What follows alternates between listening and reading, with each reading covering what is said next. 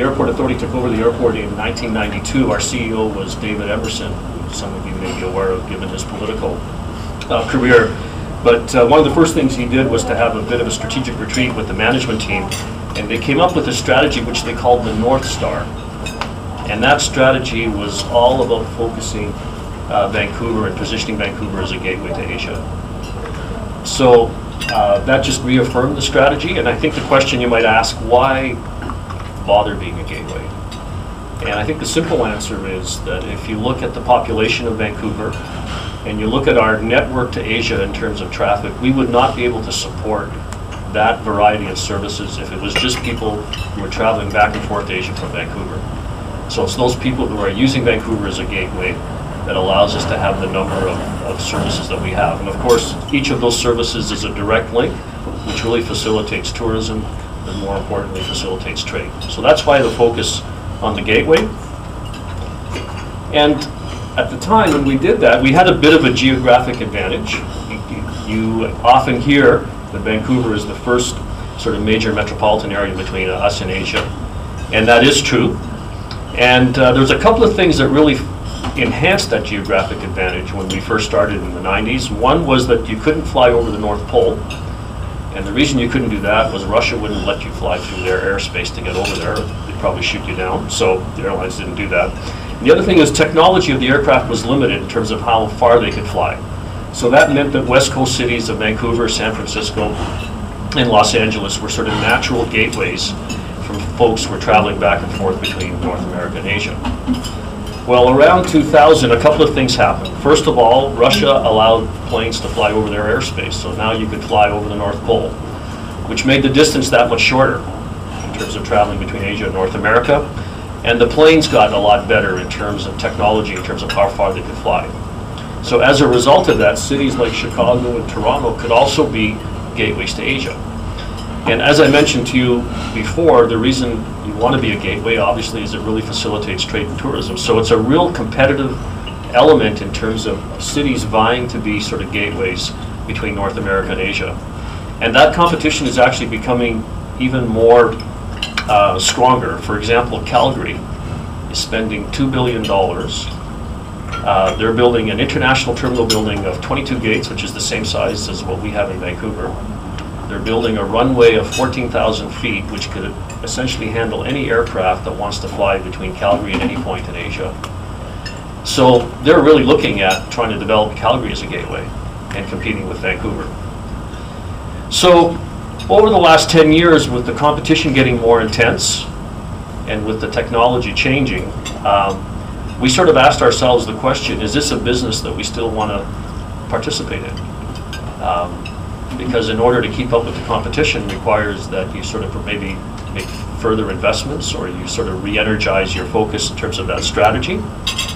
If you know, in terms of from our business, obviously the higher the GDP, the higher the propensity for people to travel. Obviously, if they're making more money, they're able to travel more from a tourism perspective because they have more money.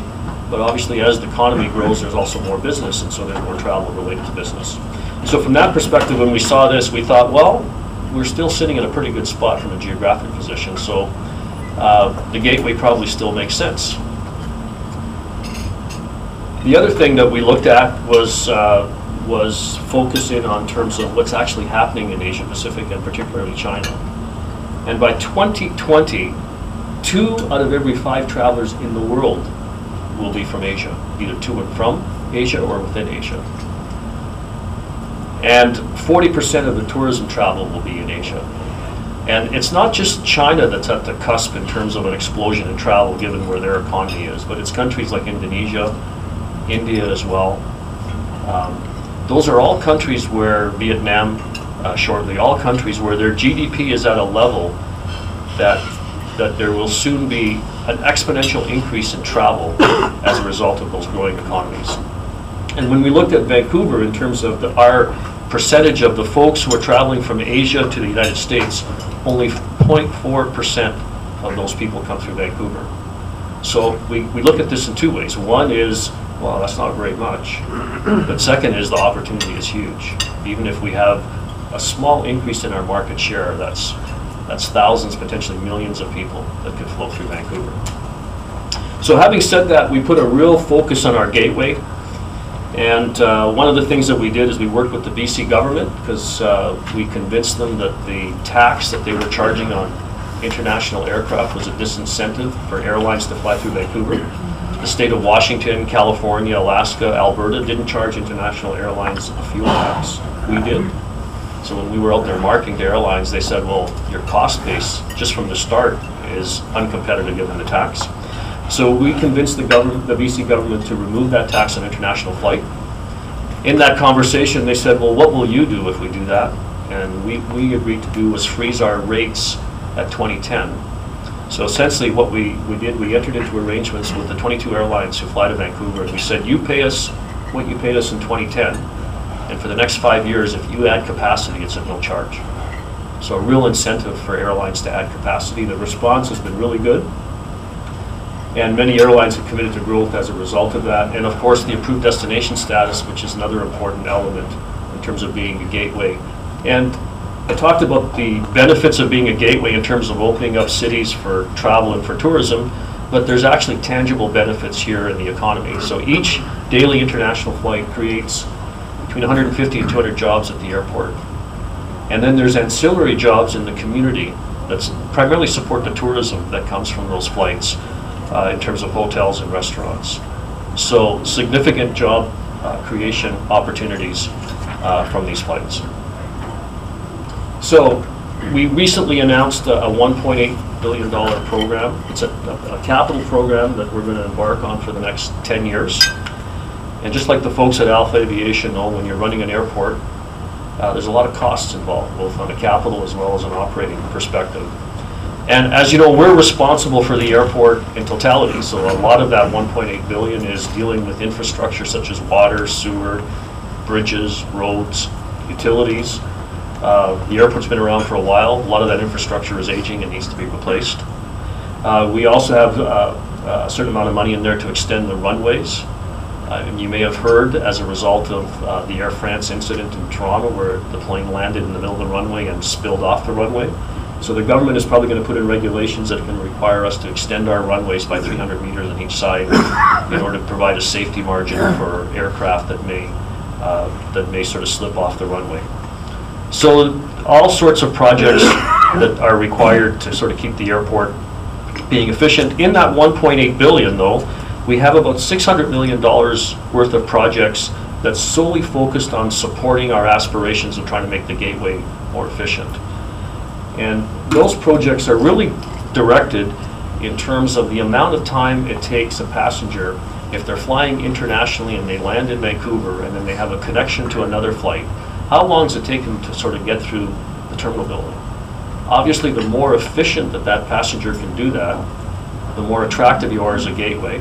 From an airline's perspective, if those passengers can go through quickly, it actually saves them money in terms of tightening up connections and making sure that aircraft can spend more time in the air than spending on the ground. Because they make money when the aircraft is flying. They don't make any money when it's sitting on the ground, is what I've been told hundreds of times by airline executives when I go meet with them. But one area where we're working with the government and we've had some real good success is on making the border a lot more transparent. And so we've had this program called Transit Without Visa. And essentially what that program allows is if you're an international passenger and you're going to the United States, prior to this program, even though you weren't coming to Canada other than just through the airport, you were required to get a Canadian visa. So you can imagine that if you're required to get a Canadian visa just to transit through the airport, you're not going to choose Vancouver as your transit point. So we've had a program with the government where it was a pilot where Chinese nationals who had a US visa, which means they've gone through some sort of a screening process in order to get that US visa, they can connect through Vancouver and don't need a Canadian visa. And the government just about a month ago announced that pilot as a permanent program, which is great for us because that really enhances our ability to get more Chinese airlines to fly to Vancouver now that they know that their folks can use Vancouver as a gateway into the US.